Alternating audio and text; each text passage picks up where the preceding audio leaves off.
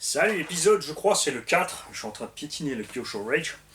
De ces petits engins tout-terrain qui n'ont pas.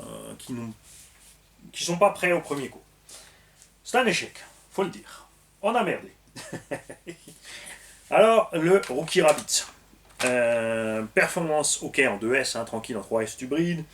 Suspension avant, c'est ok. Tenue de route aussi, mais pas l'arrière. Suspension trop dure. Ressort trop dur, huile trop dure.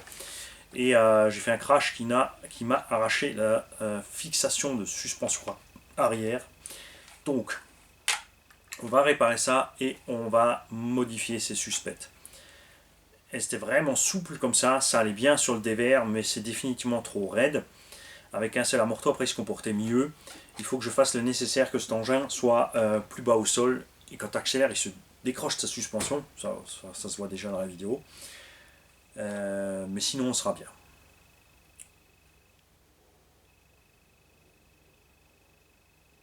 Je ne sais pas encore comment je vais réparer ça parce qu'on a arraché un petit peu le plastique là. Après, ça m'était arrivé sur mon grasshopper aussi. Je vais ouvrir la boîte de transmission et on va passer à l'intérieur parce qu'il y a la place derrière le pignon pour mettre un écrou. Donc, on va enlever le bout de plastique qui est fendu. On va utiliser une cale pour reprendre la distance et on mettra une vis à l'intérieur avec un écrou. Puisque de l'autre côté ici, on peut mettre une rotule qui sera clipsée, déclipsée. On ne sera pas obligé de dévisser pour enlever l'amorto. D'origine, c'est une petite vis Tamiya avec un filet autoforant à l'arrière. Ces pneumatiques là sur le goudron, on avait un peu trop de grippe, donc le prochain essai, on le fera dans l'herbe. L'autre qui n'a pas fonctionné, c'est celui-là. On a une sortie diff derrière, je sais pas ce que j'ai foutu, hein, mais toute évidence de la merde. On tourne dans le vide. Ah, c'est celle-là, regarde. L'axe qui rentre dans le diff tourne, mais on n'a rien. Donc soit le planétaire dedans, le plastique qui a cassé, soit la pièce a recassé comme elle a été cassée. Je l'ai changé pour ça, c'est qu'elle avait cassé à l'intérieur. Mais elle tient, donc je pense que c'est dans le diff. Parce que sur l'autre coup, ça s'était défait. Hein. Donc je rappelle, j'ai le Rage à réparer, comme il faut. Euh, C'était viable sans crash, mais en cas de crash, et que c'était pas un méchant crash, c'est pour ça que ça m'embête. Si j'avais fait un gros crash, j'aurais dit ok, c'est ma faute. Mais là, on a fait une petite touchette avec le grillage et on a eu la même panne que Tonton avait à Foison et que plein d'autres ont à Foison.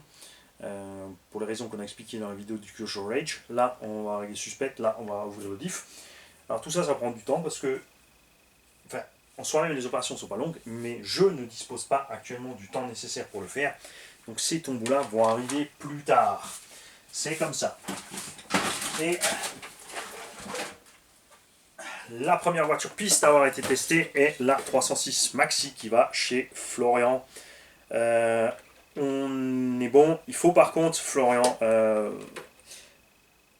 lui il maîtrise le sujet, donc je suis pas inquiet. C'est pour ça que c'est lui qui va s'en occuper, pas moi. Faut régler le jeu dans la direction parce que sur une traction là c'est une catastrophe entre gaz, on gaz et off gaz. Il y a un gros problème de zigzag. Et le train arrière, malgré qu'on l'ait laissé souple, est trop dur. Dès que tu lâches les gaz, le train arrière fout le camp. Il faut absolument. Je vais te mettre ça avec. Je vais voir dans ma collection de petits ressorts indices. Te laisser avec des ressorts plus courts ou plus tendres pour que cette voiture vraiment soit posée. Ça va pas. On est trop raide de l'arrière. Je pensais qu'avec le poids de la batterie ça irait. À la limite, je pense même que non. Ce qu'il faudrait peut-être faire, Florent, c'est lester l'arrière. Ça, j'ai pas essayé. J'aurais dû tester ça, c'est-à-dire de rapidement, puisque j'avais des batteries avec, de fixer une deuxième batterie à l'arrière, là, la poser dans le cul de la voiture pour maintenir ton train arrière en ligne. Ce que beaucoup de gens ne savent pas, c'est que même si tes roues avant tournent, ce qui maintient ton véhicule en ligne droite, ce qui le fait aller tout droit, c'est-à-dire que si ton véhicule va de travers, c'est pas forcément dû au train avant, c'est dû au train arrière. Si tes roues arrière sont pas alignées sur un véhicule, tu n'iras jamais tout droit. Et c'est le grip du train arrière qui te permet dans la ligne droite d'avoir une Vmax importante en restant en ligne. Et là, on n'a pas ça parce que ce train arrière est fuyant. Et donc, soit, comme j'ai dit, tu diminues ta suspension arrière de façon à être méga souple à l'arrière, soit, je pense, ce qui sera le plus viable, c'est de. Tu vois, on a beaucoup de débattements, mais on est trop raide avec les ressorts. Tu vois. Puis ces morteaux ne sont pas super étanches, on a une petite fuite, donc on va devoir, je pense que, alors soit les ressorts plus souples, mais lester à mon avis sera la meilleure option pour avoir plus de train arrière, ce qui permettra de garder cette 306 sur les rails.